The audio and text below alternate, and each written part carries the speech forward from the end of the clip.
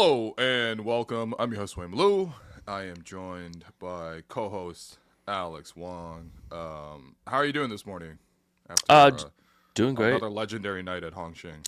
Yeah, doing great. Shouts to Colin, Clement, and the rest of the crew at Hongqing.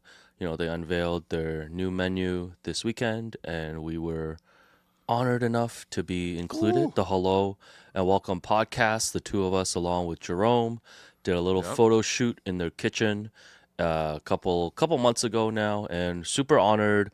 There's a bunch of really cool people from around the city that's featured in this menu. It's just a really good looking menu, man. It's like a zine. Yeah. I mean, we always recommend people to go to Hongqing in the first place, but I think this gives us an even bigger reason to go. As always, we were treated to a wonderful time. Posted career highs in shots last night like I was Russell Westbrook, you know? Yeah, I feel like '08 Eddie House today. Yeah. Yeah. Oh, man. I feel like Mike James trying to get a contract by the Raptors. Who was your favorite gunner back in the day, man? And I'm talking Arsenal. Oh, yeah. It's not Thierry Henry for me. No. Who was my favorite gunner? Yeah. Low-key, Monte Ellis. Monte Ellis was like... Oh yeah, This Monte guy had Ellis a Steph- little bit he had Steph Curry underrated, on his yeah, team. in that Steph category. Curry, and he was like, "No, I'm still shooting, man." I'm like, "Okay." Yeah, remember Ronald Murray? Yeah. Oh yeah, Flip. Yeah. Oh yeah, Flip. Oh yeah, they did call him Yeah. Flip. Why'd you call him by his government name? Yeah, man? my bad. I was almost gonna say Craig Claxton. That's crazy. That's crazy. Yeah. No, Anyways, yeah. every team used to have one of these guys, you know. So Yeah. we've lost that now. Beautiful Monday. Raptors are 5-5. right. I think if someone told you that a week ago, you'd be like, yeah, I'll take that. You know, 1-4 Yeah, of start. course. Is able to rally. You know, I'm sure. You know, we're gonna talk about their standing in the NBA Cup and a couple other things, but Mm-hmm. I guess the biggest news item in Raptorland right now is did you dub this Watergate or did somebody else call this Watergate? Oh, yes. Okay, so this is the idea. So based on the Brandon Ingram incident, which we're going to talk about very shortly, the idea for today is, are people overreacting to these Raptors moments? And we're going to go through a couple things that have happened in Raptors land, both on and off the court. And we're going to sort of talk about, are people overreacting to it? And I think the genesis of this idea, as you mentioned, is Brandon Ingram slamming a water bottle. This happened on Saturday when the Raptors were playing the second night of a back-to-back against the Philadelphia 76ers. If you haven't seen the video already, we'll show it to you here. Get off. Yeah, here's Oh, hold on. you see watch out, incoming. Well, Ingram Scotty. upset. Yeah, Hold on. Try to Let's make walk. sure we got the whole thing because it's right at the beginning there. Try to walk it off. yeah, here's Ooh, Oh, watch Bang. out, incoming. Well, Ingram Scotty. upset. Yeah, ugh. and they're cleaning up the floor over there.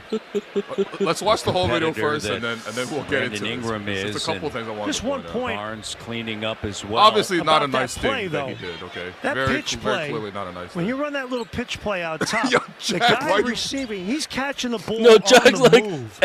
and there's a shot from Nick Castellanos. It's like Brandon Ingram should issue an apology, and that's a deep drive. No, why did Jack try to change the subject about that pitch play? It was cracking me up so much. Yo. Okay, so Alex, what did you make of this moment by Brandon Ingram? well, I think obviously when it gets clipped out in that way, it doesn't look good, right? Like he doesn't, you know, after the water bottle hits the. Do we know who this staffer is? I guess it's just a Sixers arena staffer. it could be a Sixers arena staffer. Okay. It looks like a towel boy because Okay. he is just holding a towel in hand.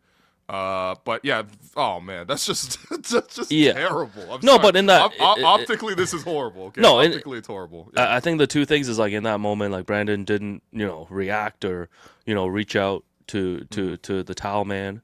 And also when they were cleaning up, like throwing like 18 towels at this water situation, he just still just sat there. He was pretty cheesed.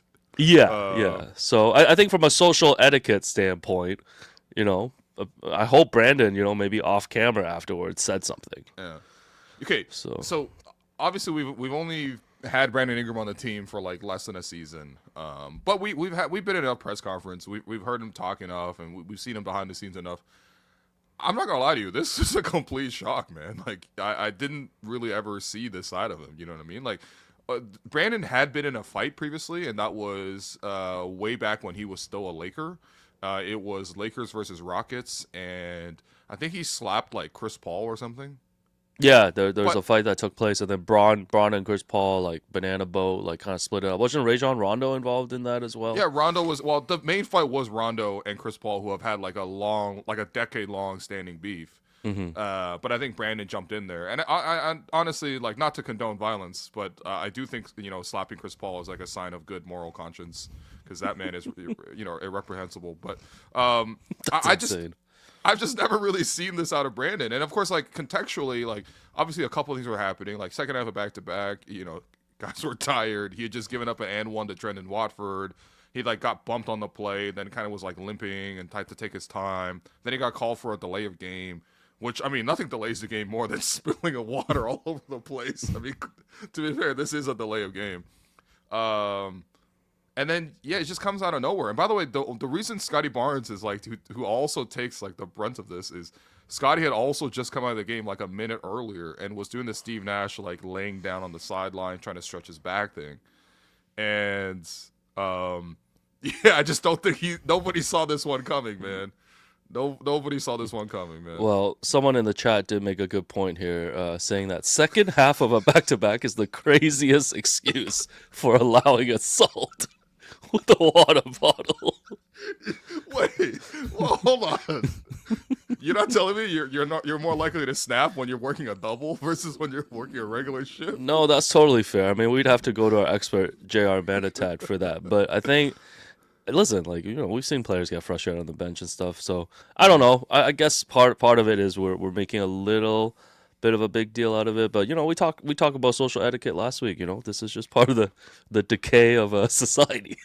Why did he not go and help clean up? I feel like, okay, obviously I understand, like, having frustrating moments in sports, it happens. Like, like, people are competing, that's the heat of the moment, you snap a little bit, whatever. That's normal. But I think at a certain point, it should snap out of it and be like, yo, okay, my bad, dude. Like, it's my bad to the water, like, towel guy, my bad to Scotty. Let me help clean this situation up because I'm already sitting on the bench for a little bit. I'm also really enjoying, if you look at Jim Sand, who's the assistant coach sitting directly behind Brandon Ingram, he's kind of doing like this the whole entire time. Like, hold on, let me just run the video. But it did crack me up when I was watching it. Jim Sand's just kind of like, and they're cleaning up the floor over there. My favorite part about this video is Devlin going, incoming, when they showed the replay of the bottle.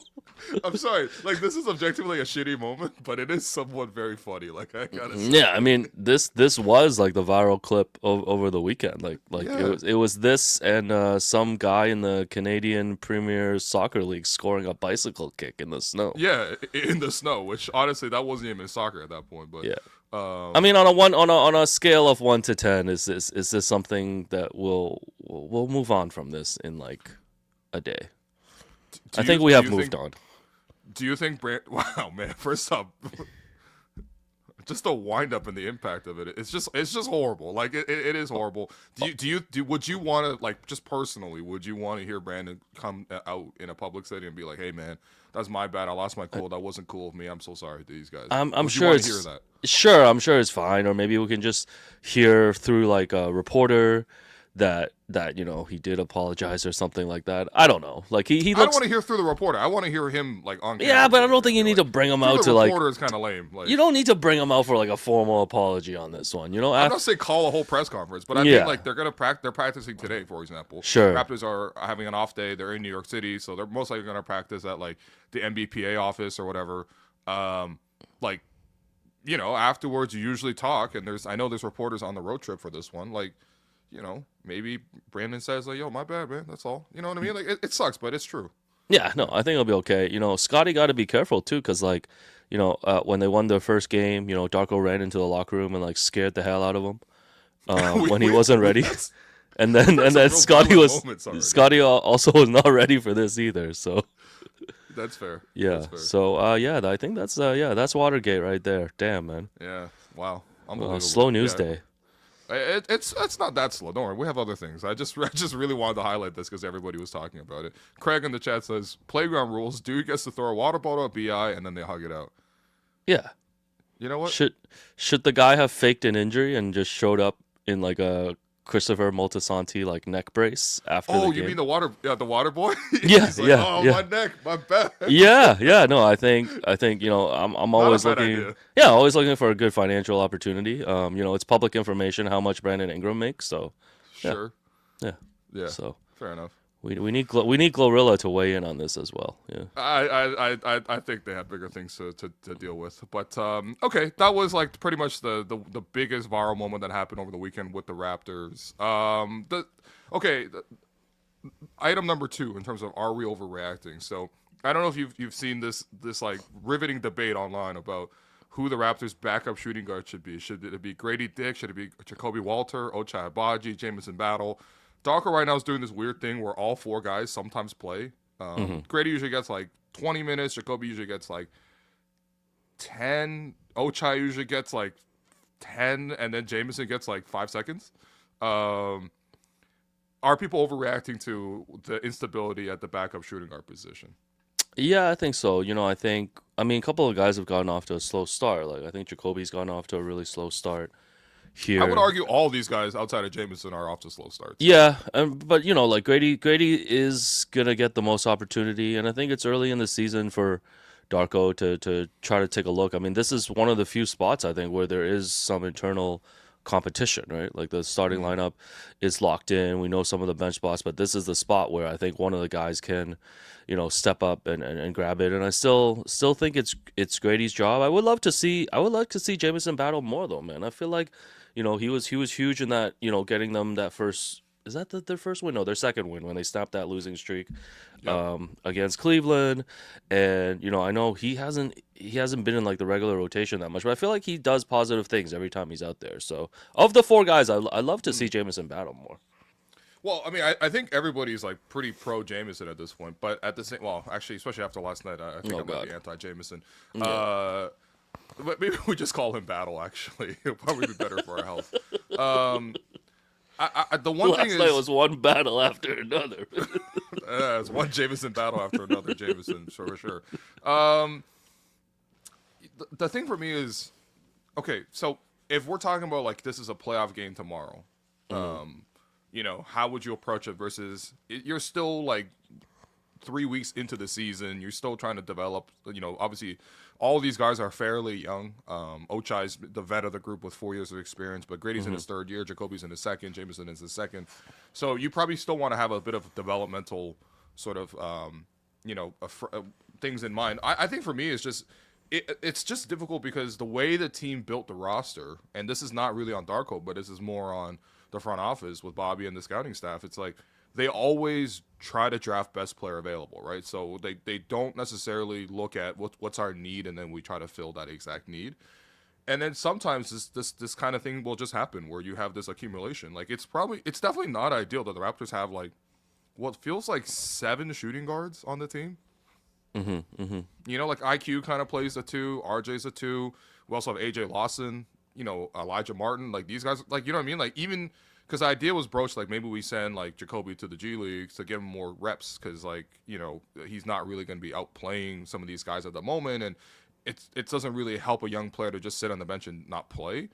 But I'm like, even if he goes to 905, he might be in competition for minutes there. You know what I mean? So it's just kind of like a roster thing. Like, how did we get to the point where if you look at like 4 or 5 seasons ago, Raptors just didn't have any shooting guards outside of Gary, and now we pivoted to this point where like half the roster is shooting guards. Yeah, it's kind of crazy. Like the Raptors, like post championship, they really haven't had like a balanced like roster. Like the roster has just been like imbalanced. Like when they were doing like Division 6-9, it was like all those guys, and then like they didn't have a center, and now they have this situation. It's interesting to me because it's like Conley Boyles has been really good to start the season. It looks like he's like locked down like a spot. You know what he's gonna bring on the floor. Yeah. Whereas some of these guys, obviously, Grady going to like what is this, year 3 now? Year 3. Yeah, like year 3, Jacoby, second season and stuff. Like these guys are still trying to establish themselves. Meanwhile, I feel like CMB as a rookie has already like established himself, and is like getting way more consistent minutes. Because a lot of these guys, I think it's tough for these guys too. Because it's like Grady's playing like 15 minutes a game here. I think Ochai's around that as well. And then you're only getting spot minutes for like Jacoby here and there, and like Jameson. So, yeah, I think. Yeah, the roster composition is a thing, and also I think at some point Darko's just got to make a call and maybe give one of these guys like some extended run and just see if they can like just roll with it. And like that guy will probably be Grady. Realistically, you're probably gonna have to play 2, right? On a nightly basis, you ideally play 2. Of course, injuries happen, guys get called up, next man up, whatever. But everything being normal and ideally healthy, you're pretty much only picking 2. So out of the 2, if you were to pick 2, which 2 would you play? I guess it would just. I guess I would go with Grady and Ochai right now. I think Okay. I think Ochai still brings, has that on the defensive end. Like, but I do want to see more battle though. Like we Yeah. haven't had a guy. We haven't had a guy like that. Like a dead eye 3-point shooter. Who was the guy that we got and then we waived? Oh my God! I need to look this guy up. He had a great game in Minnesota. Oh, Joe Wieskamp. Yeah. Wheezy. Yeah, we had a few of those, but it's like I've been dying to see like a Jameson battle type on on the Raptors, and I don't know. I feel like Jameson does deserve to get an extended look here. Yeah, I mean, I think maybe one of the concerns with Battle is like he maybe doesn't create as much, or maybe he doesn't like defend as well. I don't know. When I watch Battle, it's not like he's just getting killed defensively. Like I think that's like I would understand if that were the case. Like he comes in the game and he's just getting roasted, but you can't really apply that logic consistently. Like Grady gets roasted a fair amount, as much as almost anybody on the team. So and Jameson also. Look, you want your shooters to create. You want everybody to create, but I also don't mind a guy who's just gonna be able to knock it down. You know what I mean? Like, and it's not like he only knocks it down from the corner like Ochai, but he can't really shoot it from the top. Like he can shoot it from anywhere, and he's just pretty automatic. Part of this is just I do feel like this does kind of feel like it's not politics, but this kind of like how the NBA works. Like if a guy gets drafted in the first round versus a guy gets drafted or undrafted in this case, like Jameson, like you're just not gonna get as many chances, and I feel bad. I actually do feel bad. I do think midseason we will see some sort of like trade to sort of declutter, because this is just clutter. Like the fact that we even have 4 options at backup shooting guard is ridiculous. Yeah, and I mean Like- it's early, but it's like this is Grady's chance to kind of just grab this role, and if he doesn't, then I think that says a lot about what his long-term outlook might look like here in Toronto too, right? Right. And again, like even some of these guys, like there's guys even on the 2-ways, like our intern Karem brought up the point that like why not even try AJ Lawson for a change. The thing is, if you put AJ Lawson in there, I don't think it'll actually tangibly make them worse or that much better. But we just have so many guys are at roughly the same level. So yeah, I agree with you. I think I don't know. I'll probably pick Grady and Jameson for myself personally right now. Okay. But I understand the need. So for you're the out defensive portion. you're out on Ochai. Yeah. I'm kind of out on Ochai only in the sense that like I just don't like if the Raptors didn't like they didn't even I don't even think there were any real discussions about contract extensions for Ochai. So if you're not really going to keep him long term, then I don't know. Like you can't really invest in him. He had a nice year last year, but yeah, I think it was kind of like clearly they didn't really see that as like the breakout. You know what I mean? For him. Well, Like, from they an still from see an him as, upside like, from an a upside decent player, not a great standpoint, player. yeah, if you were to rank these 4 guys, I think Ochai would come last in terms of upside, right? Yeah. Like you know what you're getting from him, but where's the game going in terms of like his individual game? Like this is it, right? Yeah, and then for Jacoby, I really like Jacoby. I really believe in Jacoby. But if you're gonna try to win this year and you have to pick between which of the 3 players are the best here, I think for Jacoby, like for his development, like I actually wouldn't mind if he sort of like played a little with the 905, got into his rhythm. The thing with Jacoby is you would love to see more shot creation. Like at least Grady is able to run around and cause disruptions in the defense. Jacoby doesn't really quite do that. And I also feel like the last couple of games I've been watching him, and it feels like his confidence has dropped.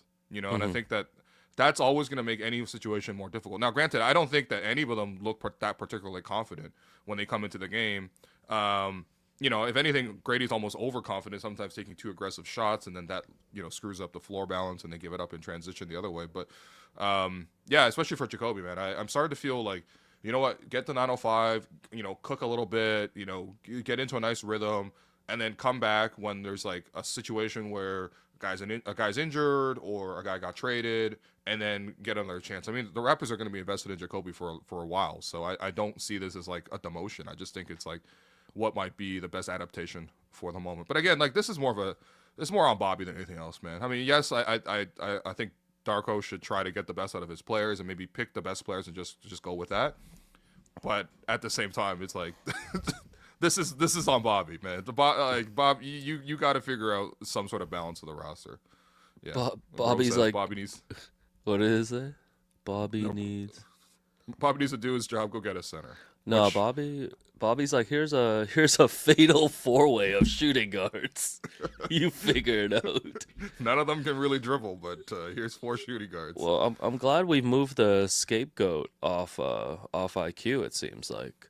Who's the new scapegoat of the week, you think? I think Bobby's moved in the lead for this week's scapegoat. No, the scapegoat is definitely still Brandon Ingram or slamming a water bottle, man. No, I think Bobby's in the lead. Like debates and discussions about this, man. Yeah, no, but Bobby's getting some heat now with the roster construction and all of that stuff. So I think Bobby's in the lead for this week right now. I think we should actually track it, actually, in terms of, like, who is, like, to blame for each week of the season. Yeah. Kind of like 3 stars. So, like, if we work backwards on this, week 1, who was to blame? I don't know, actually. The whole team? Yeah, just because, like, they won the first game and then they were terrible. Right, so let's say defense. Yeah, defense, Darko / defense. Okay, all right. Darko defense got the blame chain for week 1. And then IQ IQ held that belt for like 2 weeks, I think. He kind of did, yeah. So, but right now it's belt to ass. My favorite meme. Heat pie. Someone called it. I could use a heat pie right now. Yeah, heat pie's not bad. Heat pie's not bad. Yeah, I mean, this is the ultimate blame pie. And now it's Bobby. Keep track of it, though. Now it's Bobby. Now it's Bobby. Okay. Yeah, wow, Bobby getting heat kick week 3 of the season. Meanwhile, they're 500. This is totally normal, man. All right, fine. You know what? We got Darko week 1, IQ week 2, Bobby week 3. Tune in next week to see who's to blame. Yeah, tune in next week on Dragon Ball Z when the Raps are 7-7, and you guys will have celebrated 2 wins and wanted everyone fired those other 2 nights. Yeah. That's the problem with covering a 500 team, man. Yeah. You just gotta That's true, honestly. swing back and forth. No one's really to blame when they're just 500, you know what I mean? Okay, all right. Are we overreacting? Item number 3. Bobby not getting a backup center. This is kind of tied into the previous discussion. But like, obviously Jakob has been in and out the lineup with the bad back. They didn't play him in the second night of the back-to-back. That's why he was unavailable for the Sixers game. It always feels bad to play the Sixers without a center. Embiid did whatever he wanted. Like, he was like walking around out there, and he still had 27 points in 27 minutes. You know what I mean? And it wasn't even like Embiid grifting or anything. He was just scoring at will on these guys. Yeah, are people overreacting? Should Bobby go out there and get a backup center right now? They have an open roster spot, by the way. So like, it could literally be right now. He can go out there and be like, "Yo, come on down," like James Wiseman or whoever. Oh my God. Yeah, well, I was gonna say, like, who's really available out there, but no, I feel like people are reacting properly to this. We've seen the Raptors struggle against size early in the season here, and I think the Sixers game was another illustration of that. And I think we've just seen how important Jakob is to this team, man. And I think just not having him healthy and in games where he's not available, like, you're missing a real critical component. But yes, if the roster spot is available, this is a clear need on the roster. They should just have another big there. Yeah. Is there someone from 905 that they can pull up? Well, they had Olivier Sarr. Remember, we had him in training camp. Right. But he's like another 6'9", like, forward. Yeah, that's not going to be a big, So. Okay, can I read you some of the available free agent centers right now, just based on Real GM? Real GM has a list. Sure. Okay. I've sorted it by height, but I'll read you some of the. I'll read you some of the select names. Would you want these guys at the 15th spot? Yes or no for you? Okay. Bull. Yes. Really? Why not, man? That's You one want of a KD's favorite players. Goodness, man. We got him Every- and Brandon Ingram. Every year, Both of KD's favorites. Shaq goes on a rant about how Bol Bol's so special. And then we never hear from him again. Once again, the only Bol Bol we respect is Red Panda. Yeah. Hey, welcome back, Red Panda, man. Good to see you Yeah. up and about. Okay, Mo Bamba. Yeah, sure, yeah. You, I mean, you Mo are talking Bamba is but you are better talking than about Bol like the Bol. 15th roster spot, like a backup Yes. center here. So I'm pretty sure I'm gonna say yes to everyone except for like Dwight Howard. Yeah. Alex Len. Actually, okay, you got me. No. Yeah. Who else is on this list? Bruno Fernando. We just had him. Yeah, bring him back. Sure. Bring yeah. him back. He was good Yeah. vibes. He was Run good it vibes. back, man. He dunked on Giannis. Yeah. Remember when we were at the media dinner in Vegas and Bruno Fernando and Orange Chomshay popped up and sat at the table behind us? Oh yeah, and now neither of them are with the team. Yeah. It's a shame. Okay, Taj Gibson. Taj Gibson. You think Taj is waiting for a job right now? I mean, I'm sure he's open to working. I mean, Honestly, I wouldn't mind Taj Gibson. How do we Okay. get here? But because like that's another Garrett Temple level vet that you can add. You know, by the way, one of my, for a low, one of low my favorite price. things was there was a stretch there when we had Garrett Temple and we had Otto Porter and we had Thad Young on the team at the same time. And I remember they sat down for like a Unks version of like the I think the episode of Open Gym was like leadership or something, and they were breaking it down. I think like either Otto or Thad was saying he's like, this is how it works, okay? Garrett, he's the vet for the guards. Otto, he's the vet for the wings, and Thad's the vet for the bigs. And I'm like, get the hell out Oh of my here. God, man! Yo, Bobby I was signing crying when I heard that. 3 Wiseman when people just want James Wiseman is crazy. Rashawn Yeah, so- Holmes. Rashawn Holmes is also out there. Actually, you know what I mean? Like, obviously, if we just want a big to sort of like, you know, stand in there and take some of the heat, like I don't hate it. But I don't know. I just don't think that any of these guys, like, it's even beneficial to ever put them on the court. Do you know what I mean? Yeah, but I mean, if the roster spot's open, just like get another big. Like I think it's tough. It's tough when Jakob's like sitting out and stuff, and you just see them get crushed, and there's like really no other option out there. Yeah. I think the hard part too is like you're gonna see wear and tear on Scotty and CMB having to always fight guys bigger than them, and Sandro as well. And that's the part that I'm like, if you're gonna give me a filler body to protect against those guys taking the heat, then I'm okay with that. So Yeah. So Bobby, do your job. You're the scapegoat right now. yeah. This is a popular trade I've seen people float around. Give me a Gogo Bataze for Ochai Abaji. I wouldn't hate that trade. Oh, I I think would the love Raptors need that. to lose a little bit more money. Yeah, Gogo's good. Yeah, no, I would love that trade. You think they would do that? Oh. They have a lot of centers, so we'll see. Late to Class also said the correct answer is Serge Ibaka. Well, Serge did, worked out at the Raptors practice facilities. He worked out with Ulrich Chomche, right? Yeah. Yeah. Neither on the team now. And then Serge is looking to get his way back in the NBA. I saw he posted a photo and tagged the NBA on it earlier this season. So, yeah, why not bring in Serge? Yeah, I guess Tag you the don't whole want to. association. You don't want to disrespect and be like, oh, Serge Ibaka on a 10-day or something, you know? Like, if you're going to bring him in, then it's got to be a full vet, yeah. He can be the vet for the bigs. No, I've never heard of a vet for the guards, a vet for the wings, and a vet for the. Yo, Ed Rogers is like, hey, yo, what the fuck?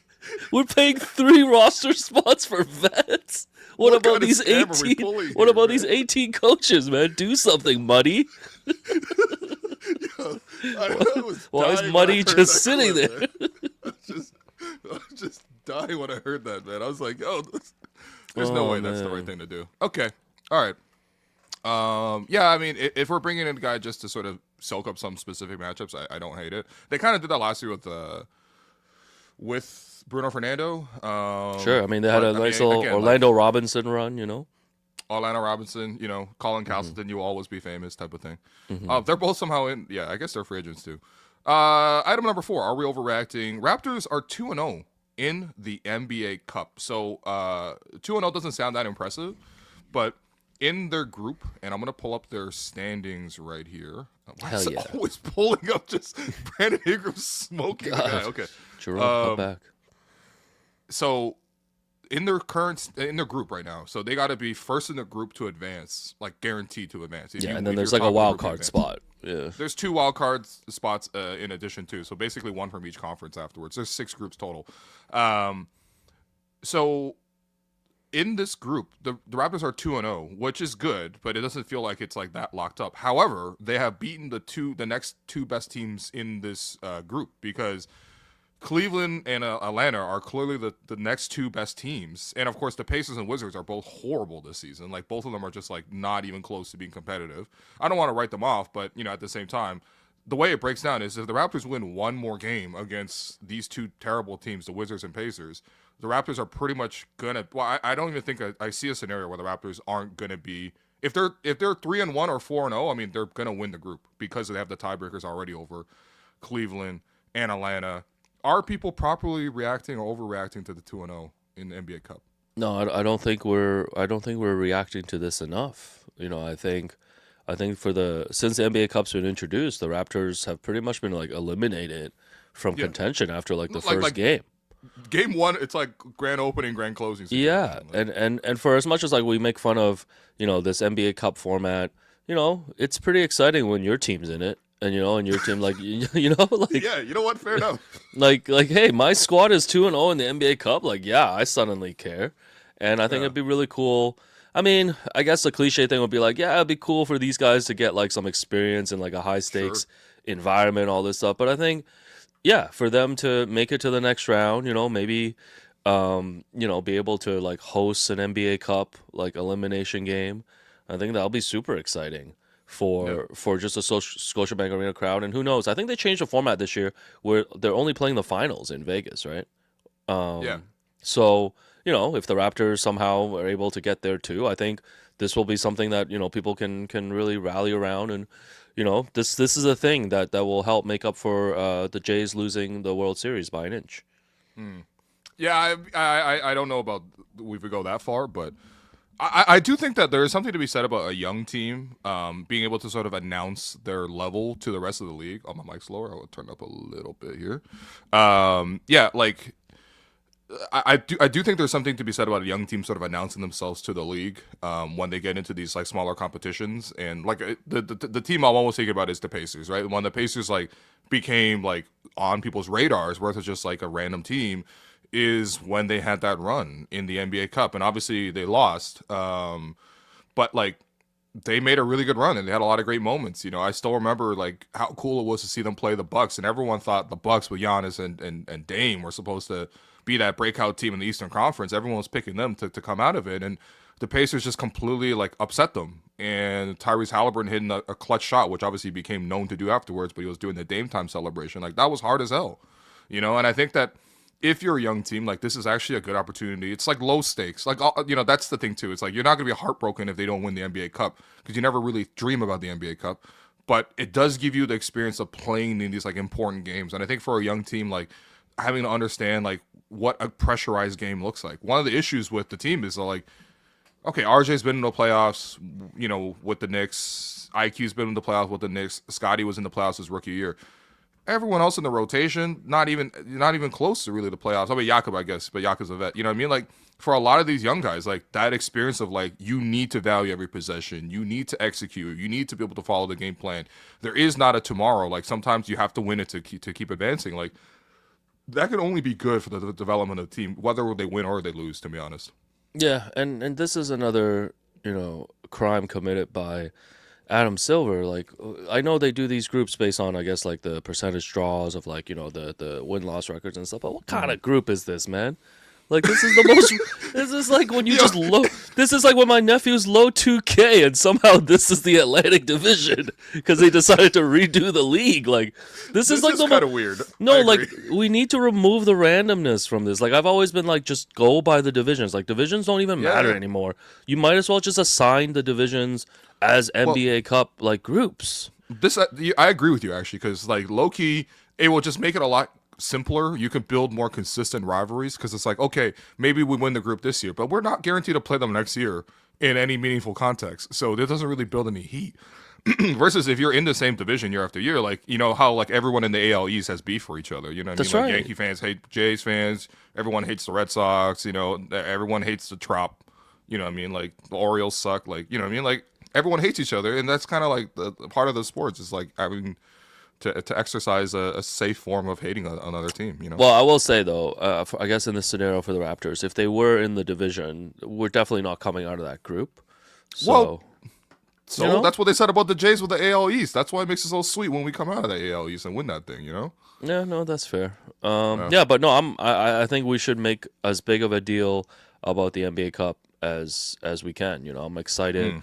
I think their next one is like later on this month, like 21st against Washington or something. Like, yeah, like for a random, you know, November game against the Wizards, like people are going to be pretty excited about that, just to see if the Raptors can rack up a win and rack up that point differential. Yeah.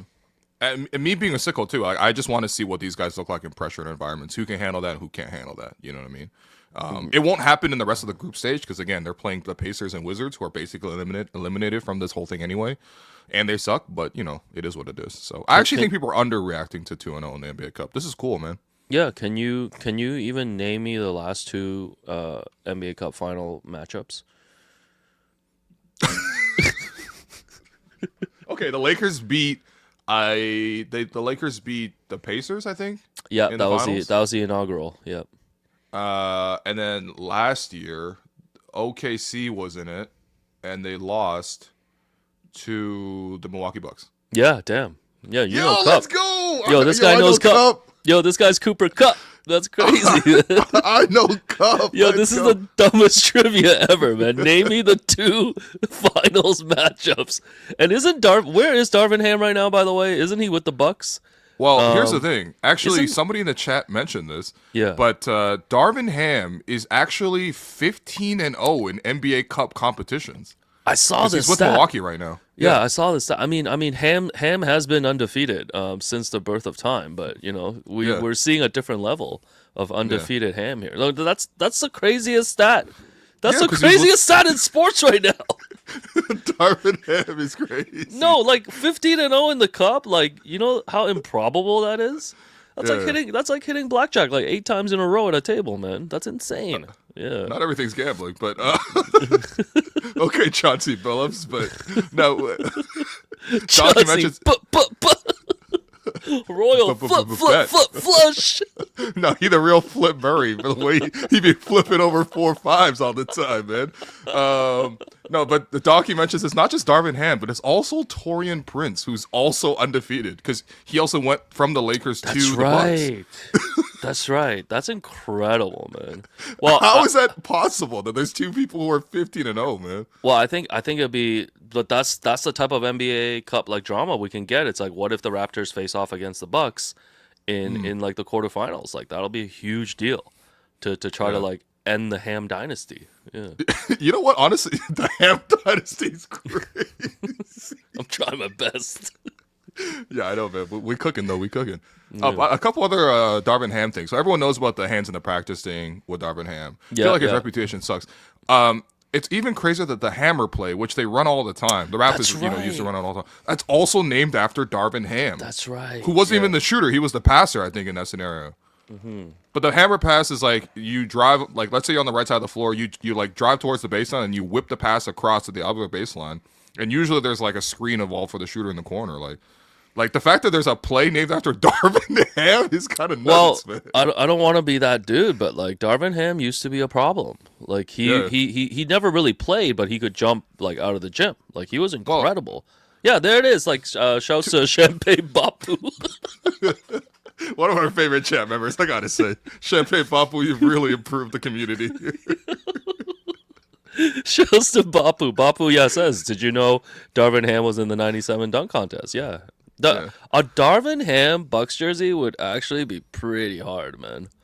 Yeah. Sexy Beast, help me out. Let's go. I gotta figure out. Oh, by the way, I should have figured this out, but you know how it's Champagne Poppy. Bapu is just Bapu is his father in Indian. So Yeah, no, that's pretty incredible. fire. It just says Indian English. I don't understand which dialect. It's not just Indian. It's like saying Chinese. No, Whatever. It doesn't really matter. Shouts to Darvin Ham. Okay, yeah, so I right. want to see ham. I want ham. Okay. Yeah. Okay. I want ham. Hey, by the way, if you're hungry, I think you're gonna love this message from our beloved sponsor. We'll be right back. This segment is presented by Table Fare and Social. Get your pregame bites and after-work drinks at Table. It's at a great location right across the street from Scotiabank Arena and just steps away from Union Station and the Metrolinx bus terminal. Will, what are we having at Table Fare and Social? Well, they got one of our favorites in the city, Alouette. Ooh. And of course, you know Alouette. Incredible food. The wedge salad? The wedge salad, exactly. Imagine you're about to watch a Raptors game, you're about to watch a Leafs game, you're about to catch a concert at Scotiabank, and beforehand, we get together, get a couple of drinks at Alouette, get that salad. We're ready for anything, man. Yeah, no, there's plenty of options at Table Fare and Social. This is your go-to spot. Next time you're off to a game, check out Table Fare and Social, a downtown food hall right across from the arena for some great pregame bites and drinks. Hell yeah. Yo, by the way, we've been getting even more Darvin Ham lore in all things. Okay. Emma also pointed out that Darvin Ham broke the backboard in college dunking. Are you able to find video footage of this? I'm going to try to find this. Maybe we should watch the Darvin Ham slam dunk contest. Well, maybe we can get intern Karim to see if we can pull some stuff. Yeah, Karim, can you go out there and find? There's a Darvin Ham 1997 slam dunk contest. It's a minute 50. Can you get the video and upload it? Yeah, we can and circle if you back can find to it him breaking the backboard or something, yeah, don't worry, we'll figure this out at the end of the show. I can't believe we talked about Darvin Ham so much. Well, it's better than guessing foreheads. Yeah. Yeah, fair enough. People were begging for foreheads, by the way. There are people in the chat like, Mommy, Daddy, can we play the forehead game? Was cracking. Banter, show foreheads. What are we, man? I guess we are just the forehead guys. Okay, all right. Tim Hortons hash brown, by the way. Salute. Hey, consistently in. Tim Hortons, get this man a sponsorship already. Okay. Item number 5. Raptors actually a top 5 3-point shooting team so far in the season. So it's only been 10 games. We'll see how it goes. But for the context, Raptors are shooting 39.1% from 3 this season. That ranks as 5th best in the NBA. For the context, last season, the Raptors shot 34.8%. That was 23rd in the NBA. And the previous season, they shot 34.7%, which was 27th in the NBA. So pretty sizable jump, 5 percentage points to 39%. And now they're 5th in the NBA. Are people overreacting to this, underreacting to this? Is it a hot streak? What do you know what I mean? Like, are the Raptors just much better at shooting threes all of a sudden? Like, what's happening? Because it's been nice. I think this is worth monitoring because you see a lot of guys in the rotation right now who are shooting really well from 3. And what I like too is I'm looking at this, Scotty is shooting around 45%. But what I like is I feel like the attempts make sense for all the guys. I think last year was a huge conversation about, Scotty just letting it fly and, the results weren't great from 3. I feel like he's shooting with more confidence this year, and obviously the shot selection is way more cleaner than I think just last year when he was just pulling up. Yeah, I agree. But I think Sandro's added to this team. RJ's near 40%. Grady's near 40% too, although only on three attempts. The two guys, I mean, Brandon Ingram's never been an elite 3-point guy, right?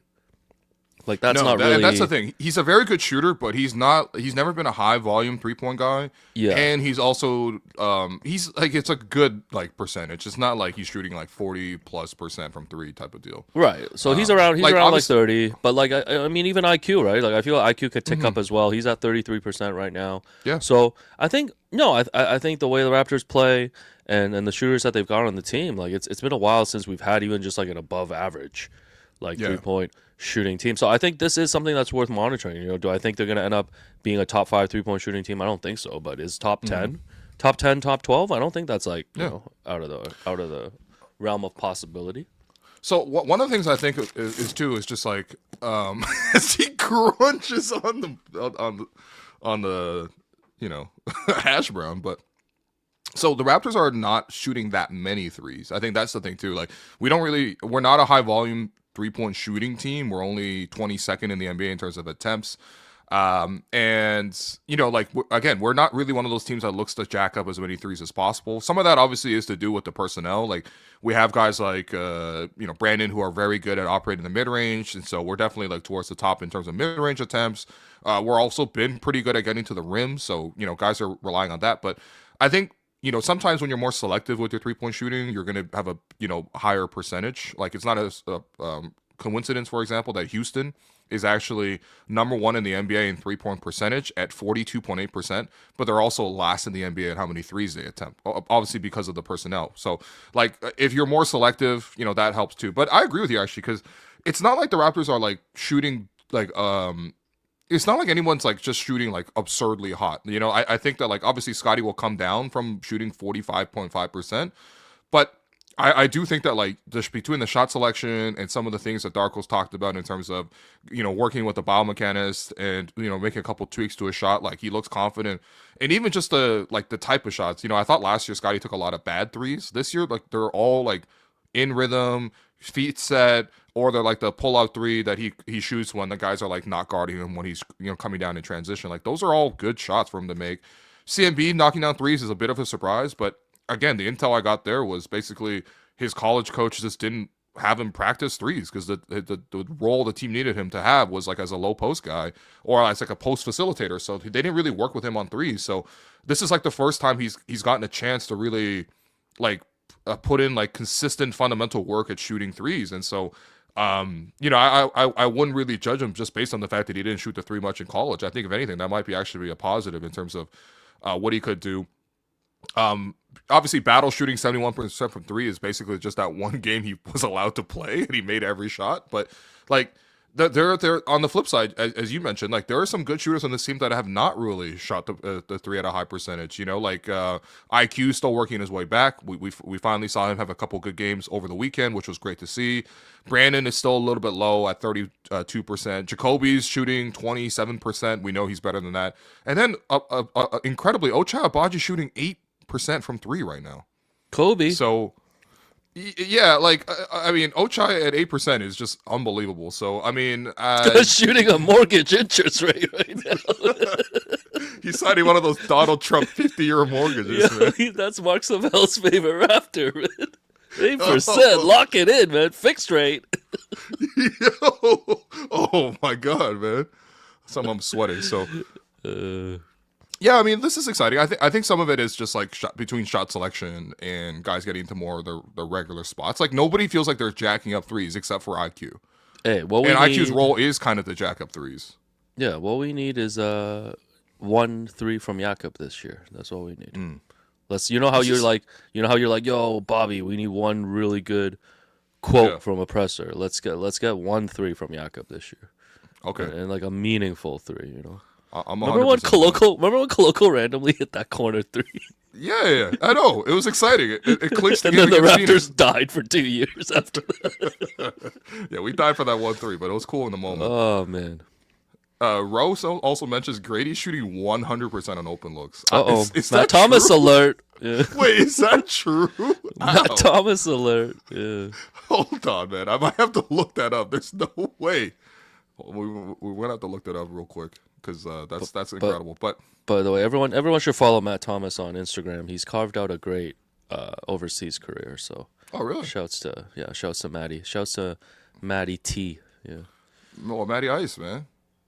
Mm-hmm. He actually had one of the cooler nicknames. I felt like for the guys on the team. I'm just buying time because I really want to see Grady Dick shooting 100% on open threes. I know there's like stats that track this kind of stuff, so I'm just pulling it up on NBA.com, going into tracking data. Was shot Grady Dick on open threes. Nobody within anybody. No, he's shooting 50% on those. That's still pretty good. 50% on open threes is very good, but yeah, it's not 100. Yeah, thanks, chat.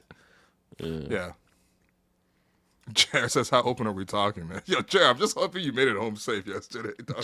Oh, yeah. I don't know how you did it, but hey. Hey, God works in mysterious ways. Yeah. He's there. Yeah. All right, those are your items. Yes, you've added 2 bonus items. So what you got for us, man? Bonus time. So the Raptors did officially announce and unveil their City Edition jerseys. I do have the images in the link in the show doc if you want to pull any. Oh yeah, there we go.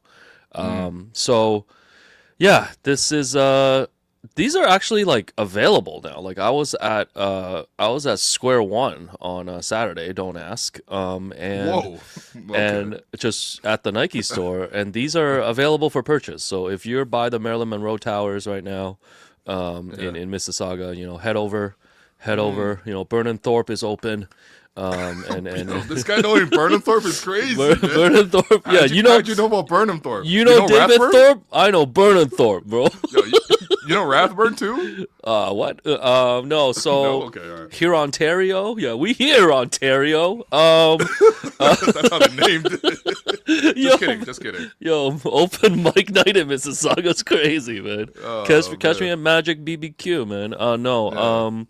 But yeah, the City Edition jerseys are out. What are your thoughts? It's a little kind of like a blackout situation here, white and black, and then of course, Little pops of red. Little pops of red. The Raptor is wearing a Jakob Poeltl jersey. I believe that's a number 19. So Last year we had Vince Carter on the jerseys. This year we had Jakob. for fans of Inception, like you're literally having a player wearing a logo who's wearing Jakob. Jakob's like a Russian nest doll, level 3 of this jersey. You know what? Now you say it. I need to have a Jakob Poeltl jersey in like, this specific spot. Daddy, I want a Jakob jersey. He's on every jersey. Yo, I know we love Jakob, but damn, man. Yo. Anyways, thoughts. People always are very opinionated about the City Editions. What are your thoughts on? It's tough to follow up from last year. Yeah, for sure. I mean, so a couple things. I think the black and white style, I think it would be really cool if it didn't have any color pops. If it was just super clean and was just black and white. As of right now, it kind of looks like because there's some color in places and there's some color in not places, it kind of feels like unfinished in a way. Like, I know that like this was the intention to give the highlight to the 2019 Candy Cane jerseys. I wouldn't even mind if they just brought those back at some point because that's the one time I actually really like the chevron on the team. I think for me the one thing that's really standing out is just the number in the front and the back both being in red rather than being in white. It kind of takes away from like the featured because like my eyes now going directly first to the jersey and being like, oh, Jakob, and then like the number, which is like I would rather not see that. You know what I mean? I'd rather the 4 be in the same color as the Toronto in the back, and then I guess we're just wearing a jersey in front of a jersey. But the red seems a bit forced in this scenario. You're right. It does. Like I think it's like a cool jersey. Like I actually don't hate the design. I've always liked the sort of the stripes with the Raptor on it. It's cool, different logos. But this kind of does feel like a halfway finished like coloring book. You know what I mean? Like if you know how you go to like Shoeless Joe's or whatever, and like the kids sit down at the table and then they hand them like, here's like a piece of like a coloring paper and some like crayons, and then they'll like doodle while the parents like order like pasta, hamburgers on hot dogs again. But like, you know what I mean? Like, and then that's kind of what this feels like. It's like an unfinished coloring book. Cause like, what are we going to choose next for the color for Toronto and the color for the Raptor? It just kind of looks like it was like done in 10 minutes. You know what I mean? So yeah, it's a cool idea, but it's still, it's a weird one. I think it would have been cool with it just being kind of like the like black and white. Yeah. Like just the black and white, and it does feel like maybe someone last minute was like, "Hey man, we need to throw some red on this, It's Canada. Let's get some we red never in had there." we never had just a black and white jersey for the Raptors. Yeah, I think that would have been Like I wouldn't have cool. minded that. Yeah, that would have gone into like the iconic like, Toronto man's like outfit lexicon. This and that Jays hat. Oh yeah, that would have hit. A black and Toronto white outfit. Yeah, and then a little OVO track pants, of course. Yeah. Oh, of course. And then man. now we're cooking with gas, bro. But yeah, I'm gonna give this a It's not bad. 6 out of 10. I'm gonna give this a 6 out of 10. It's not really bad. Someone channel makes a good point. or Chanel says, "How would you do a black and white jersey with a Raptor? What's the Raptor wearing? Nothing. Yeah, He's a Raptor. They it's don't wear time for clothes. it's time for a nude Raptor. Yeah, that's what we need. Let's push the envelope, man. Totally nude Raptor. Yeah, seriously, man. No, but I think we go from We the North to We the Nude. Oh, please end this episode. No, I my theory, last week I know I was giving you a hard time about your Blue Jays City Connect jersey because my theory is like that jersey is just impossible to pull off and look good. Yeah. And my theory is like these jerseys are going to look great on the players, but it's not a very appealing jersey to the general consumer. I think when you see them in person, when you see them play, it's gonna look like it'll grow on you. I feel like with every single one of these city editions, No. it's always a bit of an overreact at the start, and then when you see the jerseys a couple times, you're like, you know what, they're not that bad. No, I don't hate it. It does. It obviously looks a lot better on Scotty. First off, jerseys look better on like athletes just in general, right? Because when I see the regular person wear a jersey, they either look too skinny or like too big for the jersey. Like you got to be a real specific build to wear a jersey, right? But it feels like the red color in the 4 is not the same red color as the jersey. On the jersey. Is that right? Do you know what I mean? Like there's like two shades of red. Yeah. Yeah. In which case, that would be super confusing because it should be consistent throughout. Hey, I'm sure there's like a story. I'm sure there's like a storytelling aspect to it. It's like that's for the red up in Tobermory or something. Yeah. Oh, the red of the leaves right now. Yeah, it just snowed, so those leaves are dropping. Blood now, so. on the leaves. Oh man, Sorry. that's tough right now, man. All right, so those are the jerseys, and then last item. Jokes aside. Yes, jokes aside. Yesterday it was announced. Former Raptors head coach Lenny Wilkens passed away at the age of 88, and Lenny obviously had a long playing career, long coaching career. I think for most people, Raptors fans obviously remember him coming in, replacing Butch Carter, and bringing a bit of stability to that coaching position. Sure. I don't know if people remember like Butch Carter on his way out when they played the Knicks in the playoffs, like sued Marcus Camby for defamation, and this was like a whole subplot that took place during the postseason. And most people just know Lenny because Lenny always had that thing of like he was both the winningest and the losingest coach in NBA history because like he had just coached so much. He had just coached so much. Yeah, like he just had coached so much, but like just want to listen. I'm not like a Lenny Wilkens historian, in terms of his playing career, coaching career, but I know he was here for the team's most early success in the postseason and stuff. I think he gave a certain level of credibility by coming here and being part of that Vince Carter era at the start. Obviously none of that ended well, but rest in peace to Lenny Wilkens, former Raptors head coach. This might be one of the most unbreakable records in NBA basketball.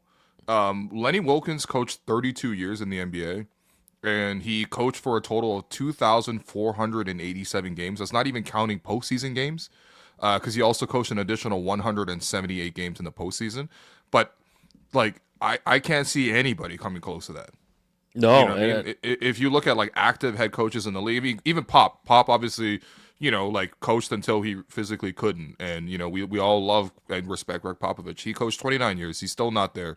Don Nelson coached forever. Wasn't there. Bill Fitch, Jerry Sloan. Like this is like genuine. Like I don't know who in the modern NBA would last 32 years. Like just even having that type of job security. Yeah, and low key, he got some fits off back in the day too when coaches were really styling out. Yeah, so if you look up some like Lenny Wilkens fits from back in the day, Seattle Sonic legend as well. So Portland Trailblazer legend. Yeah, so I kind of iconic hairstyle too, man. He kind of had like a. He got that fro, man. Yeah. He got that fro. It looked a little Mal-esque, Okay. Yeah. Okay, never mind. Yeah. Yes. Anyways, RIP Lenny Wilkens. And yeah, I think is that it for this Monday episode? Oh, we have a bonus Darvin Ham corner. That's right. Shouts to intern Karem, who has whipped up footage of Darvin Ham in a dunk contest. Wow, we didn't realize that Darvin Ham would be such a big talking point in this episode. So, all right, well, Krem, what you got for us? All right, what should we look at first? I think he loaded it into the thing for you. Okay. All right, let's just pick one then. Let's pick this one. Let's see what this video has for us. Darvin Ham. Okay, yo, this video is cracking me up so much. Oh! Wow. That is Darvin Ham dunking on North Carolina and shattering the backboard. Yo. The only person I ever remember doing this was Shaq. Was Shaq, yeah. Yo, ham jam, yo. First off, this old video style footage is cracking me up so much. How is this only 21 on the list, man? What's the list? Because this is a pretty sick dunk, like all things considered. Damn, man. What about do we have his dunk contest too? Well, I mean, obviously based off what he did in college, he was invited to the dunk contest when he went to the NBA, and this is his dunk contest performance. Wait, hold on. Go back and pause we need to see the lineup here. Okay. Who is Carr? Yeah. Okay, Karem, do some more research. Who's Carr with 2 R's? Okay. Yeah. We got Kobe. We got Kobe, of course. This was Kobe I think in the Brandy era. Took Brandy to prom era. We have Bobby Sura. Yeah, well, that's Bobby Sura, who became a poker player. Yeah, he looks like a poker player right here, man. Michael Finley, who would end Luka's run in Dallas by grabbing the one beer. Michael Finley's like an all-time great Maverick, but he's known for grabbing Lucas's beer. Yeah, and low-key looks like Kevin Durant here. Okay, I see it. Yeah. Ray Allen. People forget Ray Allen had hops too. Yeah, he wasn't just a lethal shooter. And then who is Carr? Yeah, please. Okay, please drop it into the chat. Oh, Chris Carr. Karem has told us that it's Chris Carr. Okay. And yeah, Darvin Ham. So these are our 6 slam dunk participants in '97 and top 3 advance, sponsored by Crunch. Yeah, so that does make sense, like thematically with the Crunch. I have to say, just based on this image alone, Darvin Ham kind of outmogging them, man. Yeah, yo, this you know is what I mean? Yo, people gotta respect Put some Ham, respect man. on Darvin He's not Ham. just pockets, man. He really not just pockets. Yeah. Yeah.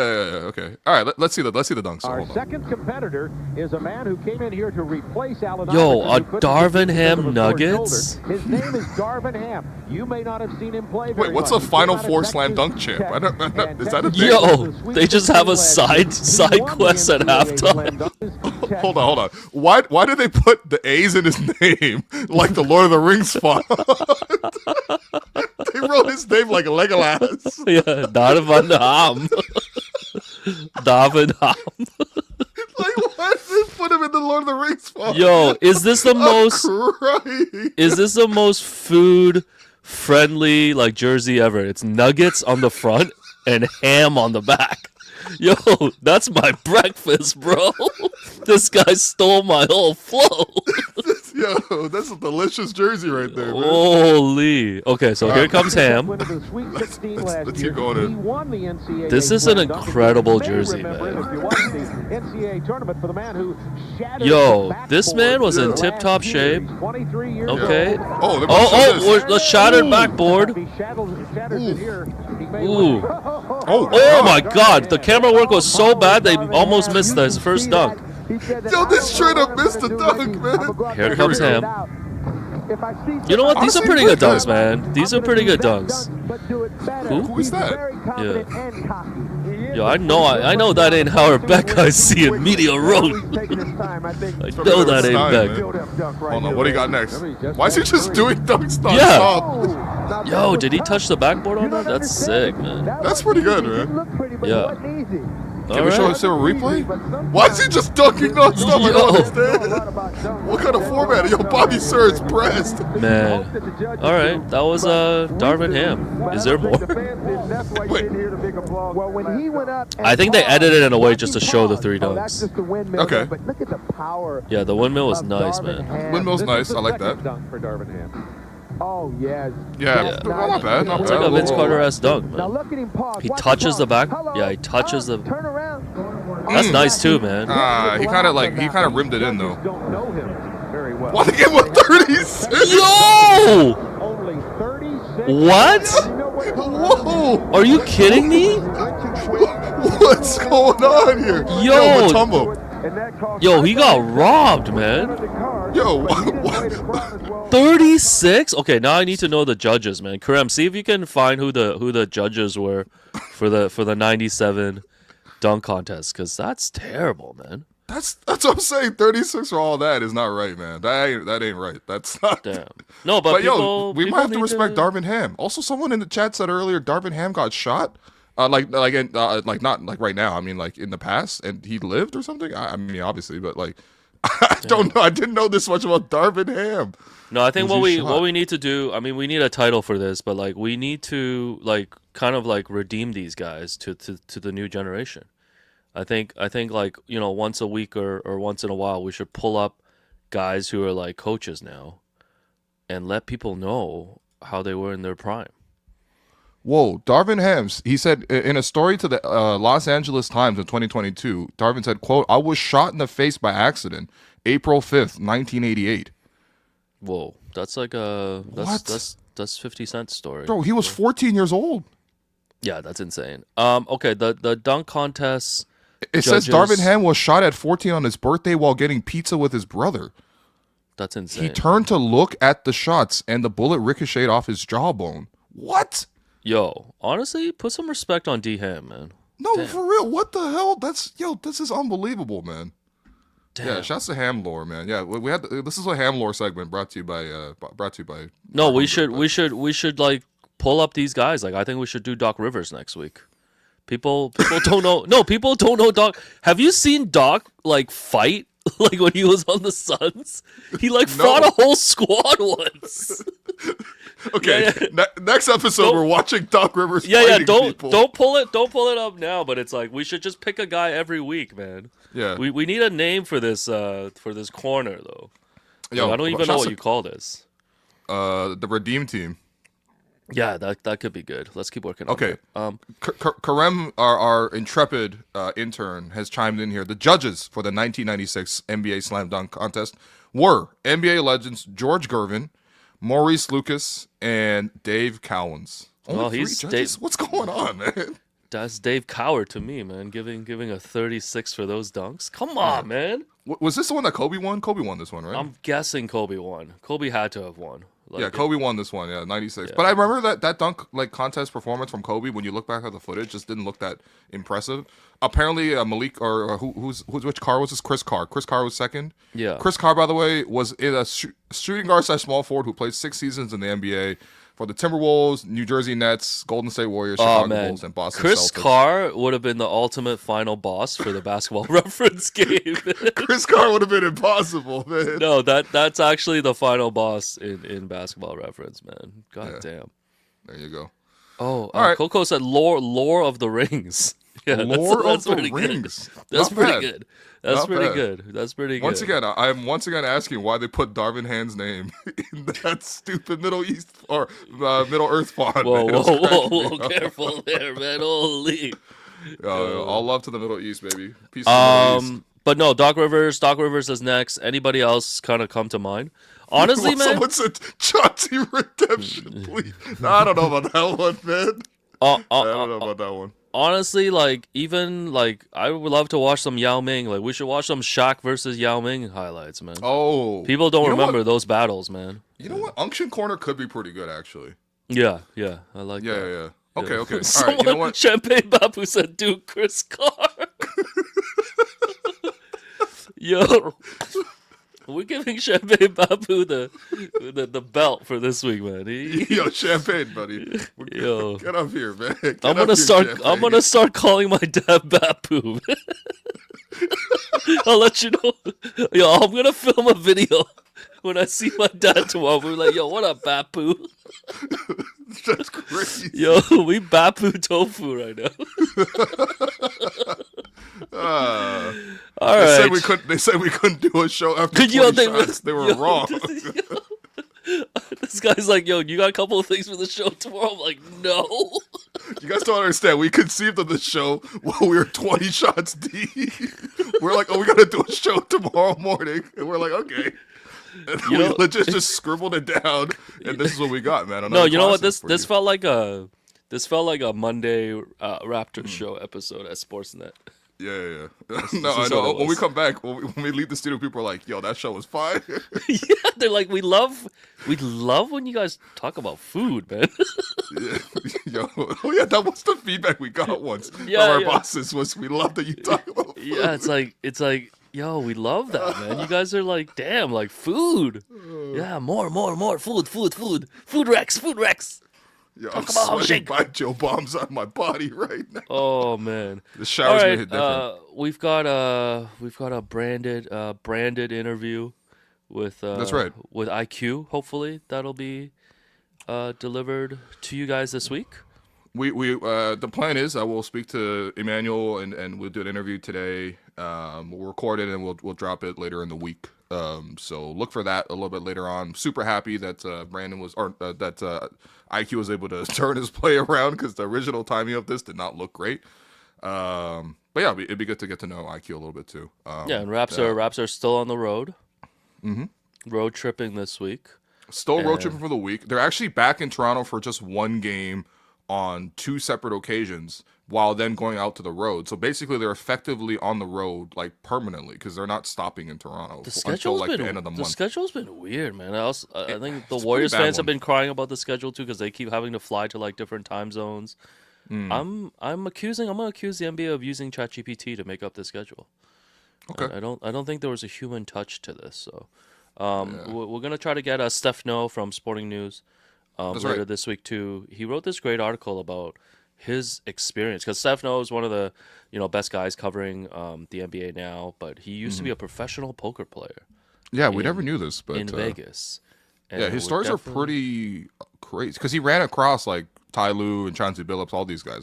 Yes, he was played familiar. against these guys. Yeah, he was familiar Yeah. with those illegal games allegedly that was going on. Yeah. Sick. So I mean, we're I'm trying sorry. to get him on. Instinctively, I just said sick, but no, Yeah. immoral. Immoral is the. Is No, we'll try to response. get him on Friday. Finally, I've been dying to do an Mm-hmm. NBA 6-pack. I don't think I've done a 6-pack this season yet. Did I? Maybe one. I think we did a 6-pack yesterday, man. Oh my god. Oh god. But yeah, here we go. Yeah, so check out the article. Check out the article in the chat. Appreciate Hey. everybody in the chat. Yeah, on we go. There you go. They said we couldn't do it, and they were wrong. Actually, we actually did it. So Yeah. appreciate you guys. Like the video on the way out. Actually, you know what I mean. Write a couple, reviews for the show. We haven't Yeah, had. come on, man. Love You know what I mean? A few of those in a while. Yeah, please. I mean, it does. We still battling Zach Lowe, daily. for Oh, that man, top my- spot my- in basketball. My Bapu is checking that every day, man. Oh no! Yo, What, man? This is showing love, man. Krem's dad, he's Bapu Turkaloo. All right, that's enough, man. Thanks, everybody. We'll see you later this week with the interview with IQ, man. Yeah, Zach Lowe, come on the pod already, man. Goodness. Yeah. Need Maddie D to shout out. yo, Champagne Bapu, we're making you famous, man. We're about to make you famous. No, We're putting you on next the time- Jumbotron. Next time you see Devlin, just tell him to say Champagne Bapu so we can get a drop. It wouldn't even be the first time Matt Devlin said Punjabi on air. Holy shit. Once every 20 years, Matt Devlin says to speak Punjabi on air. God. All right. This is great, man. Thanks, guys. Enjoy the rest of the week, and we'll see you after the React Pod on Tuesday.